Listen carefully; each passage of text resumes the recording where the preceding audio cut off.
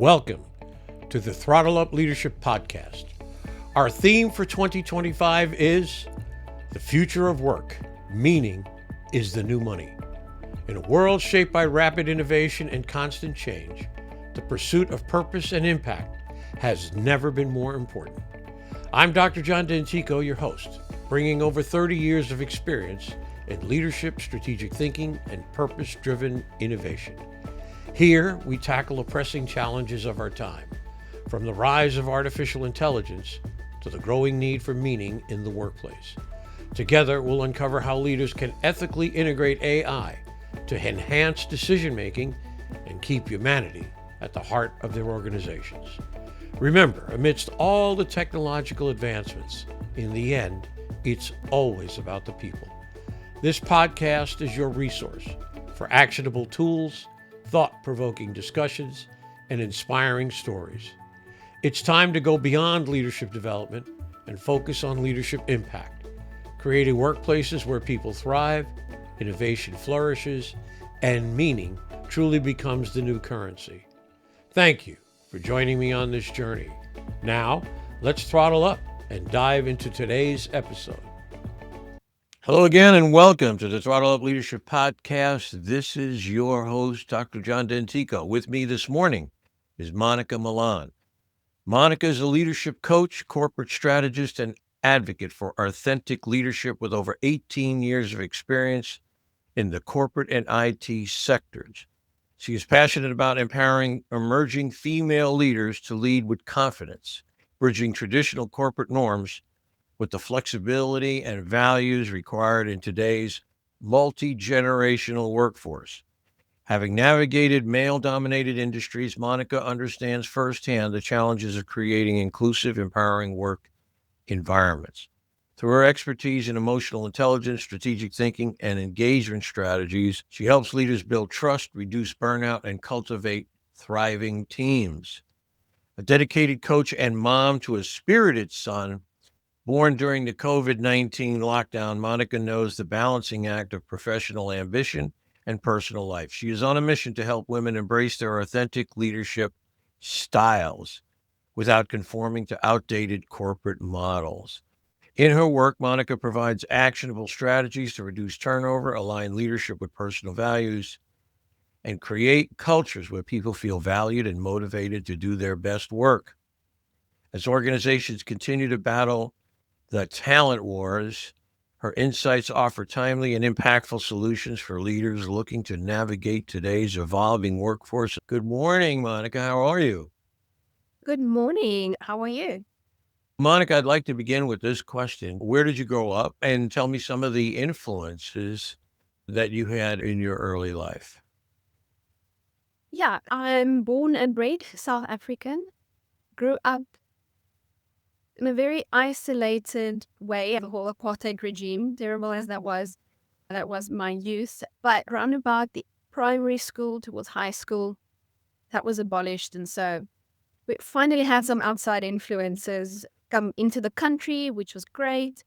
It's been really interesting for me to enter the workforce and find my way as a woman in such a male-dominated area. It was great. I had a mentor early on in my career, and she was absolutely pivotal in terms of helping me gain confidence and helping me navigate office politics. To this day, I am grateful to her. And so I think over time, as I've evolved as a leader and gained more experience, I started mentoring and coaching people in the workplace. I just started realizing I needed to pay it back or pay it forward. Just this difference in my life this lady made, I would like to make a difference in other people's lives as well. Very noble ambition, without a doubt. I would say there's two choices you have in life. One is to say, look, keep things the same and say, I went through it, therefore you have to go through it. The other side of that is, just because I went through it doesn't mean you have to go through it. So I think we're both in a similar business of trying to help people live a more productive, prosperous, and meaningful life. And I think that's so very important. There's that old expression, the more you give, the more you get. And I believe in that. So let me ask you this. You talk about bridging traditional corporate norms with the values of today's multi-generational workforce, what are the biggest shifts leaders need to make to stay relevant? I feel the biggest shift that needs to happen is that leadership is not about who's the loudest anymore. It's a lot more about authenticity. It's about having that emotional intelligence, because today's workforce, regardless of your generation, the younger generations, they don't fall for this because I said so mentality anymore. You need to be able to intrinsically motivate people and get them on board and care about them as people. They're not just resources. So I feel that is probably the biggest shift that is happening right now, is that shift from black and white, do as I say, to a more kind of collaborative leadership. Very interesting. I had Dr. Michael Gerhards on from Germany a couple of weeks ago. And well, actually a couple of months ago, I processed his podcast. And one of the things he said that has just stood out with me is exactly the point you're making. It's not about who's the loudest. It's not about having the megaphone, if you will. Today, it's about resonance. What resonance do you have with the people that are working with you? And I think that's so very important. My theme this year is, for my work this year, is the future of work. Meaning is the new money, is the new currency. And the question, of course, is what are organizations doing to bring people in by giving them a sense of meaning for working with that organization? How can they themselves find an area where they're part of the decision-making process? I think that's a big one. They're part of the decision-making process, at the same time garnering, if you will, meaning from the things that they do every single day. So I would agree with you. That's very, very important. Now, let me move on to another question. You provide real-time coaching for women navigating workplace challenges. Can you share a common scenario you've helped a client overcome and what lessons other leaders can take from it? If you have any specific things that you can offer my audience? Yeah, I mean, that is an excellent question. And something I get a lot is ladies that feel they don't know, especially in the age of digital leadership or even just teamwork, because a lot of companies are hybrid models now. They're difficult to come across or to convey the skills and the abilities they have to other people. Whereas in the past, in person, when you're communicating with people and you have your day-to-day interactions, it's a lot easier to build up the authority and confidence in yourself, but also in other people's perception of you. And now it's a conversation of, how do I gain that respect or authority or credibility when it's a more digital platform and you're not constantly in each other's environments?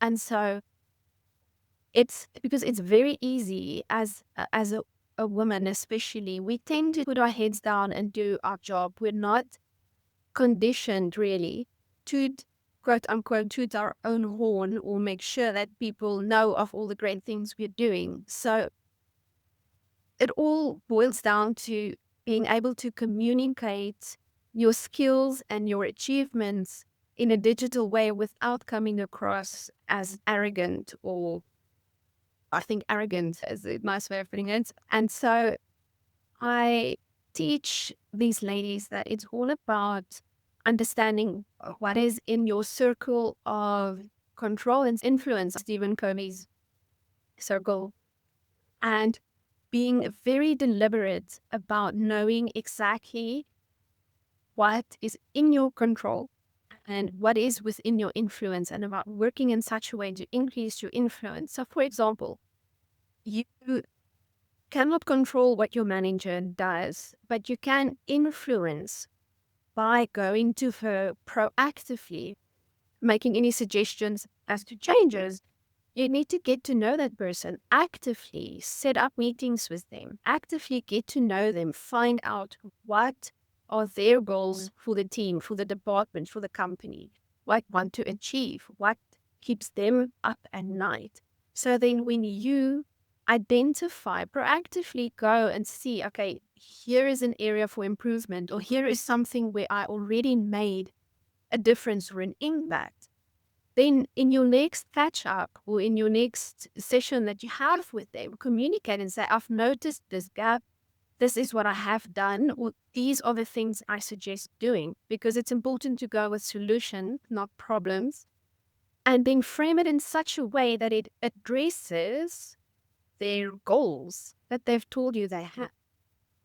And that's how you can start influencing other people, their actions, but also their perception of you and how valuable you are as a team member. And that is more difficult digitally, yes, but it is possible. And that is just a small way in how you can take back control over your brand, if you will, and how you are perceived by others in the organization. Yeah, I think that's very, very good advice. I'll tell you a couple of things I've learned in my years. One is, first of all, I absolutely agree with you in terms of solve a problem. There's a problem, help solve it. And I am a great believer in the notion that leadership, I think the world is seeing this shift. This is the biggest shift in my mind, is that leadership, people are recognizing that leadership is an influence relationship. Okay. And you can have influence. This is not positional anymore, especially the three external factors I talk about is number one, the aftermath of COVID and the fact that now people are not just searching for a paycheck. So there's got to be a sense of meaning there. Number two is the loss of trust in institutions. And we're trying to get some of that back. But now the question is, who do you trust? The third one is the incredible rapid development of artificial intelligence, which means it's at a level that is almost unimaginable in terms of who has access. For 20 here in America, for $20 a month, you can have a ChatGPT account and you can get on there, research issues and problems, ask it to provide you some ideas on how to deal with a particular issue. The other thing that I learned along the way is conversations can dissipate into the air. Okay, so you have a conversation with somebody and you may have some good ideas and then nothing ever happens. It just kind of goes away. And I always found that one has to take the time to create the written word. So, for example, an old example would be taking the problem, providing maybe some ideas and solutions on one sheet of paper, as we would call one sheet of paper. Today it would be one sheet of email, if you will. But the idea is when people get something like that that they can focus on, it's hard to throw it away. I mean, they may, but it's hard to throw it away and it's documented. So I think too, that's another way in which people can move forward, not in a condescending or hurtful way, but in a way that says, yeah, I know we're facing this issue. Here's 3 or 4 things that I think that are important to helping solve this. And the other thing that I see as a future thing that's happening now all over, where this is going to become even more important, is what I refer to as rapid prototyping, meaning problems and issues. Let me back up. The world is changing so incredibly fast that issues and problems become known at a much quicker rate. So in order to deal with these issues or problems, we have to come up with solutions and try them. They may not work. We tried them. It's rapid prototyping. We're willing to accept that they may not work and move on to the next thing. So within that is going to have to be more influence, more ideas, more perspectives on how to solve particular problems. So the challenges are there, and it's going to become even more challenging in the future. Let me ask you this question, if I can, as we move on down the road. You emphasize emotional intelligence and strategic thinking in leadership. I am a big strategic thinking guy. I love that stuff. How do these qualities contribute to better engagement, reduced burnout, and stronger team cultures? So, emotional intelligence really is at the core of what I teach. And At the forefront of that, it's knowing and being able to articulate your values, your core values. You should have 3 to 5. And just by starting to acknowledge what your core values are, you are already making your life a lot easier as a leader because you can use those to guide your decision making. You use those to set boundaries. And then by making more confident decisions and by having boundaries, but also crucially sticking to them, you are a massive step ahead in terms of reducing burnout and getting more value, more fulfillment from the work that you are doing because you are in alignment with who you are as a person. And so it really is very much intertwined, these things, because the moment you as an individual have enough awareness or emotional intelligence of who you are, what your values are, what you stand for, what your boundaries are, you probably at that point then have enough self-awareness to start developing yourself, start learning things like communication skills, because now you want to know how to communicate your boundaries and all of that. It kind of cascades. But then the more confidence you gain in yourself, the more confidence other people will have in you. It really is a catch-22 because you will start acting more confidently and more assertively, communicating more clearly, and all of that then signals to other people that you are trustworthy, that you know what you are doing. And conversely, I think as women, we tend to want to help with everything and do everything, and we'll often burn the midnight oil or take the notes, organize the team buildings, all of that, thinking we'll get credit for it. But we end up burning ourselves out. And no, we do not get credit for it. The moment you put your foot down and you start setting some boundaries, that's when people start respecting you. That's actually when you start getting credit because then people know when you do something, it's meaningful and it adds value. And you're not just everybody's little helper or assistant. So really, it's very codependent, I think is the word. It really works hand in hand. And that's why I think emotional intelligence is so important. It's the forefront of everything you do as a leader. Tell me a little bit more about your perspective on strategic thinking. I'm very curious to ask you about that. Yeah, so that touches back on what I mentioned before about being aware what your manager and your company's goals are and what they want to achieve. And that definitely goes hand in hand with emotional intelligence because once again, you have to ask yourself whether your values align with what your company is standing for. And it may not necessarily mean your company is quote unquote bad. It could be as simple as one company is very innovative and first to market and constantly driving change, but you're someone that values stability and foundational work and planning. Neither one of those are bad. It's different, right? So if you don't align as well with your company's values or missions, there's really a clash. It makes it difficult for you to thrive and to be your best. But once you align and you feel passionate about what your company is doing, it really helps you drive that strategic thinking in terms of what are the goals they want to achieve? How can I contribute to that?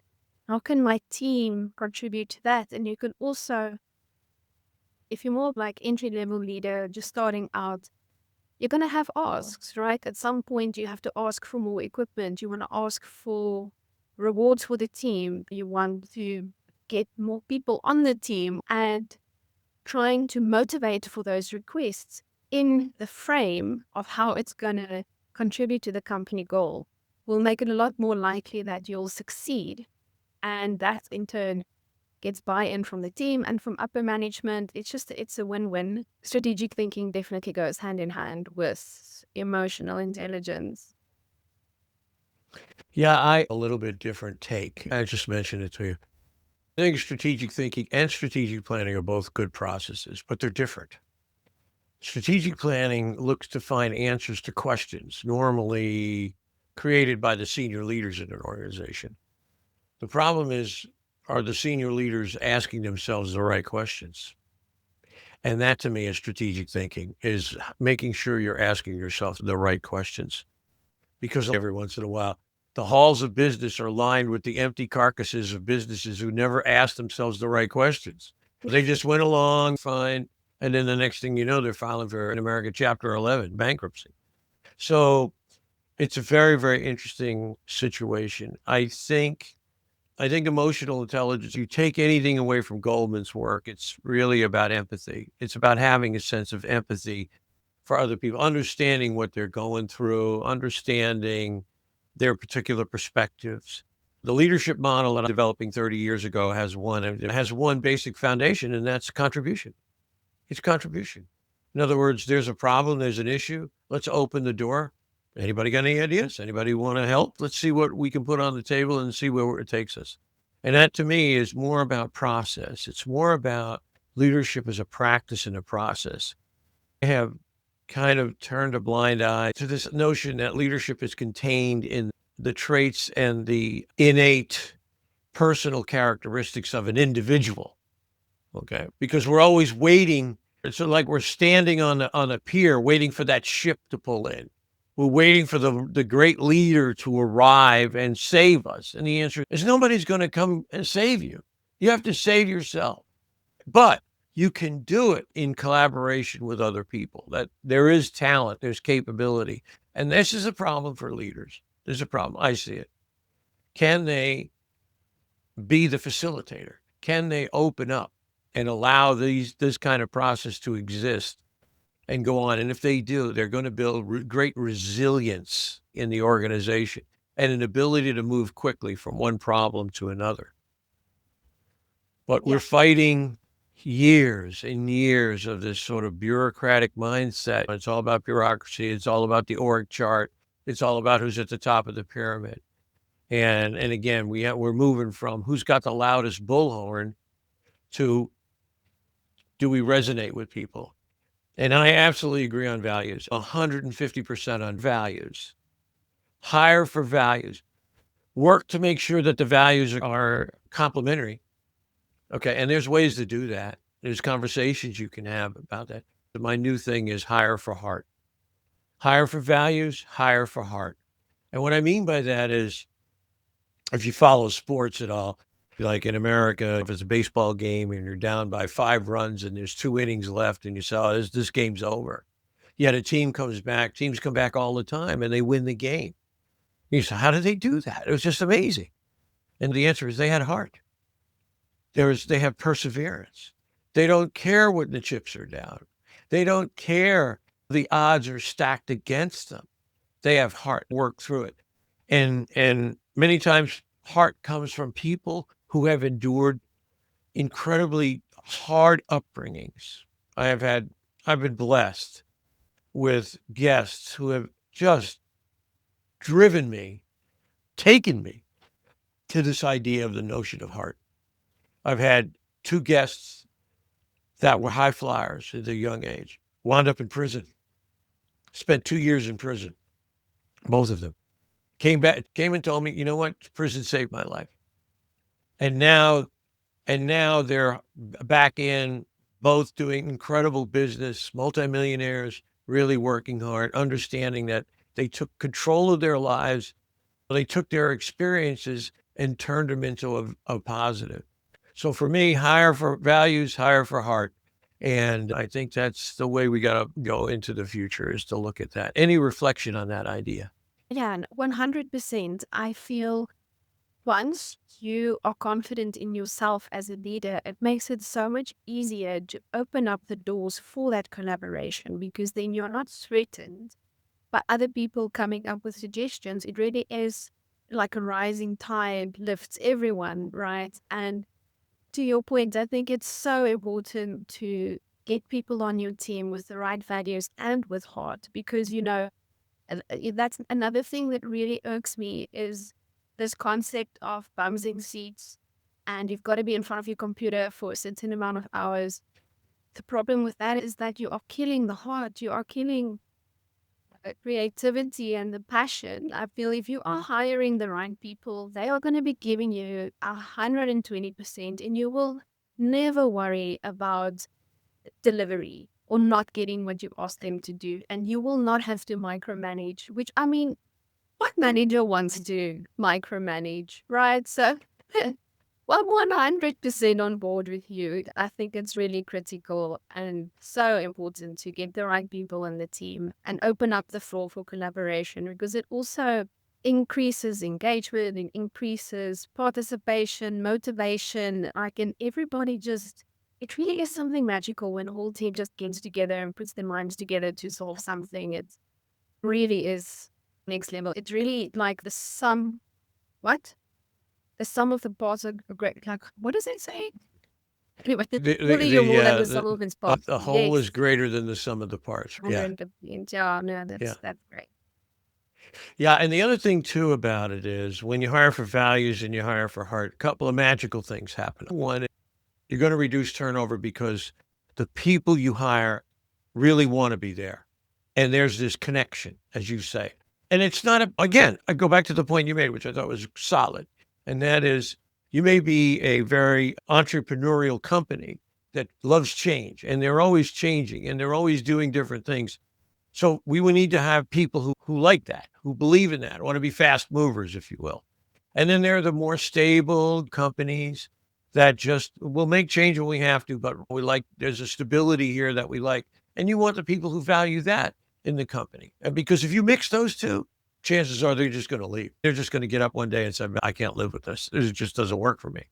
So that's very important. The other thing too is, and this goes back to this meaning thing. Meaning to me is the single greatest motivation force on the planet, without a doubt. Give people meaning, great things happen. To me, if you are able to allow people to engage in the decision-making process of the organization and they derive meaning from the things that they do, their work matters, they matter, you have an inverse relationship with burnout. Burnout will go down the more meaning you can give people. I remember in my own life, I've been burned out, fried crisp, the max. And it was because I just felt like there was no control. I felt like I'd lost control. I was trying to gain control. And then there were times when I worked ungodly hours and you couldn't burn me out. You couldn't burn me out. And I remember sitting down one day and saying, well, what's the difference? Why is that? And the answer was because when I was working in an organization where I felt like I made a difference, I was involved, in charge, and was doing things, and people recognized that and said, I was making it happen. I would get up early in the morning, work 18-hour days, and I just felt so alive. So to Yeah. me, that's very important. I'll ask you for a reflection on that particular idea. No, 100%. I agree with you. I was in a situation where I was working for a company and our values did not align all. And I went from a very happy human being to one that hated getting up in the mornings. I could not, like, when I look back on that time in my life, I was like, I don't know how I settled for this, but I went from a happy person to a person who hated life within the space of a couple of months, 6 to 7 months. It's such a drastic change, and yet it's so insidious that you don't always realize. And then, because of the human brain's tendency to want the known, to stick with the comfortable, it's so difficult to then get out of that situation again. But at some point, you need to ask yourself, is this job really worth your quality of life? And so for sure, I felt so burned out and I hated life at this company. And I was not working particularly long hours. But at another company where I had a voice, I had to say, I loved what we were doing and I'm so passionate about it. I worked overtime almost in the beginning, definitely until 11 midnight every night for weeks on end. And I was fine. I enjoyed it. So no, I 100% agree. That is so true.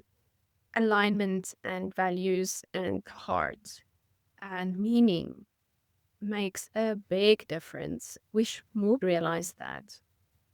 Yeah, I agree. I've been writing about meaning for over 25 years. I got onto it after reading Viktor Frankl's Man's Search for Meaning. And it was a book I read I remember 1997, and it just changed my life. It just totally showed me the real inborn side of the human. That and Joseph Campbell's The Power of Myth and The Hero with a Thousand Faces. And what you find is between Joseph Campbell and Viktor Frankl, there is this connection point that is just it's profound. And that is, I think Campbell expressed it when he said he was asked in 1987 when he was making this television series, The Power of Myth, with Bill Moyers and a journalist in America. And he said, so Joe, are we all searching for the meaning of life? Is that what we're all supposed to do here? And he said, no, searching for the meaning of life is a fruitless endeavor. He said, we're all searching for the experience of being alive. It's not what life means to me. It's what do I mean to life? And that to me was like a switch going off in my head that was so profound. It has driven a lot of my work over the course of the last 25, 30 years.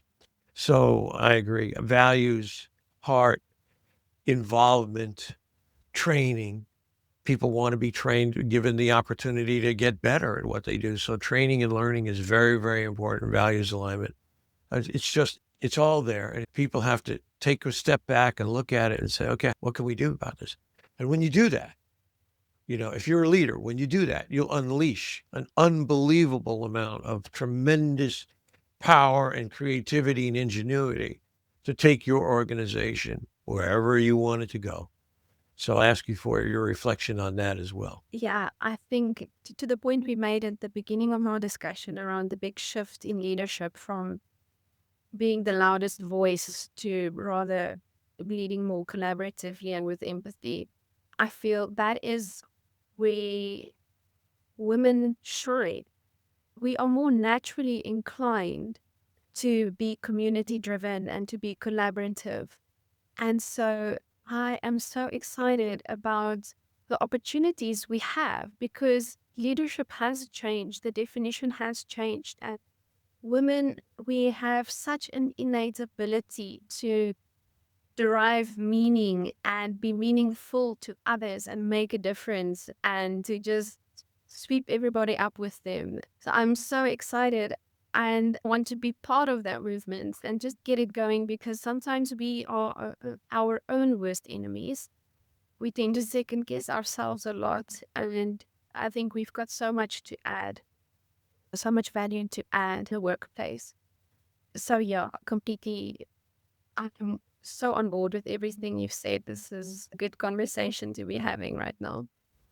Great. I appreciate that. Well, let me ask you, as we get to the end here, let me ask you my world famous question I've asked for people from all over the world. And that is, if you had a magic wand and you could change one thing in the workplace that you see right now, what would that thing be and why did you choose that? I think if I could wave a magic wand, I want to eliminate self-doubt and imposter syndrome from everyone, but especially from the women. Those things hold them back from stepping into the leadership with confidence.